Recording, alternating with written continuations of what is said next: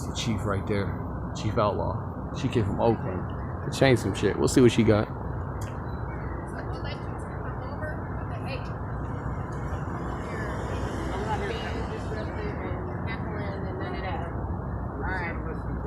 Okay.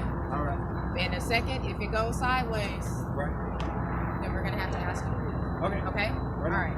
Thank you. We're good. Yep. All right. Wait, she said you too. Can 3? 3. Okay. Okay, thank you. 3. Okay. You guys stay over there. That's right. That was cool, Miss Chief. Very cool. All right, but the second it goes sideways, just remember. Okay. Good morning. Come on up a little closer, Chief, if you don't mind. Good. You gotta come in some lights up to you. All right, are we good this way, or did you want that in the background? Oh, okay. This is fine. All right. We're good. DANIELLEOUTLAW. All right. So thank you all for coming. I know it's short notice, but I just want to give you a quick update on what happened, what occurred this morning, and some decisions that were made over the past week. For any additional details, I will be happy to turn it over to Sergeant Shirley, but we'll be able to answer a few questions for you after. So last week, this all began, we hear about the Occupy ICE encampment, and we believe that it really got established and started up and running about June 17, 2018. And last week, for a variety of reasons, the Portland Police Bureau determined that the conditions down here were no longer sustainable for a few reasons. We received, over a period of time, approximately 76 calls for service. Of those, about 41 were dispatch calls, meaning where officers actually responded down here. The remainder of those were handled either over the telephone or by other means for follow-up investigation. We also received at least 13 online complaints regarding the conditions at the camp or behaviors associated to members at the camp that have impacted the safety for the community people, not just in this immediate area, but in the Swamp Waterfront area. A little bit about this area, specifically the street and these roadways.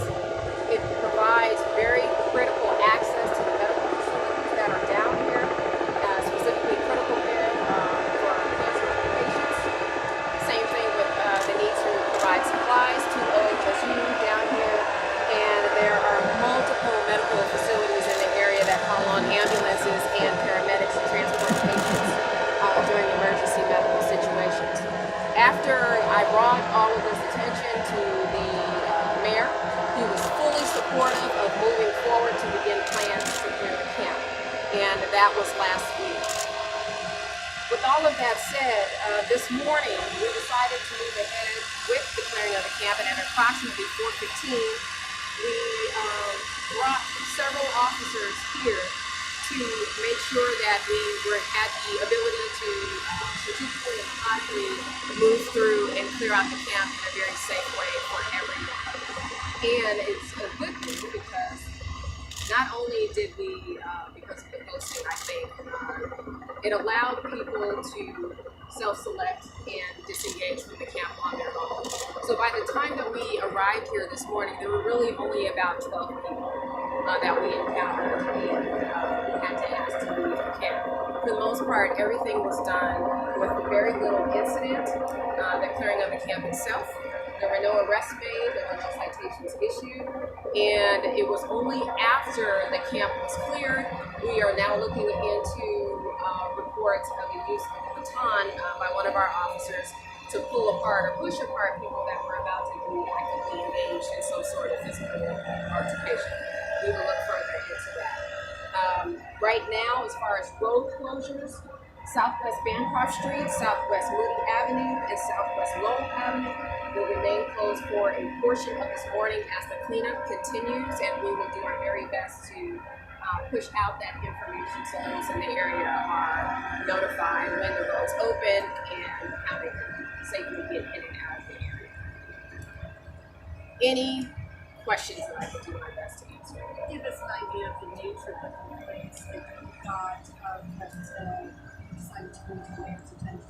Yeah, so, and interestingly enough, a lot of the detail came from what was reported in the media. And we found ourselves going back after to find out, to contact the reporting parties or those who had been deemed victims to get a little bit more information. A lot of information given to us regarding assaults or threats, intimidation, harassment. And then obviously what I didn't mention, but which is a very big issue in there are a lot of biohazard concerns as well. So safety-wise, public safety-wise, not just, when you think about public safety, a lot of folks think about law enforcement, the police side of it, but there's fire hazards in there. There are also biomedical hazards in there. And because of those sorts of complaints, again, we knew we had to get ahead of it before it spiraled out of control. Chief, did you have a pretty good sense of what you were getting into this morning in terms of how many people were in there and what you should expect and what were your concerns based on that? We did.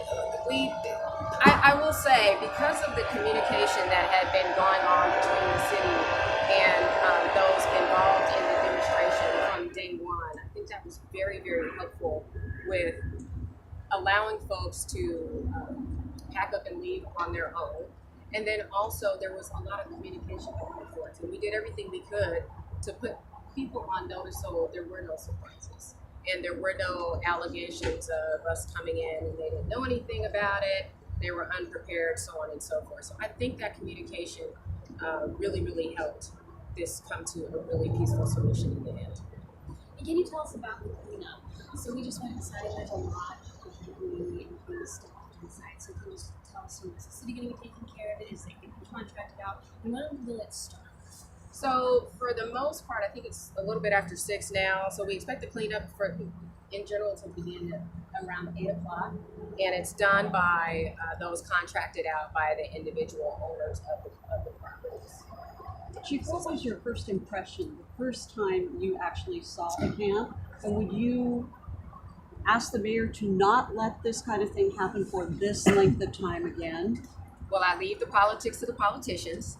Obviously, I provide and offer advice based off of the safety element, anything that has to do with our realm. There's so many different entities and stakeholders that contribute to the discussion that's had around these encampments. My thoughts were, I don't even know if it was a word when I walked in there, but there's clearly some unsafe conditions there. And as I stated before, the longer those sorts of conditions exist, the more difficult it is to go in and clear those up. All right, thank you very much. Thank you. Sergeant Bridges, anything for Sergeant Burley? And We'll be sending out a press release with some more Sergeant information. Burley is going to be putting out a Thank press you. release to give us more information, but that's Portland's police chief doing that loud. Telling us exactly, from your perspective, why they did what they did, how they did it, and how it went. Pretty much the gist of it. They say that she was didn't have a word for what it was like inside, but definitely could see. So that's Chief Outlaw right there from the Portland Police, Chief Outlaw. She's giving her speech, and I'm out.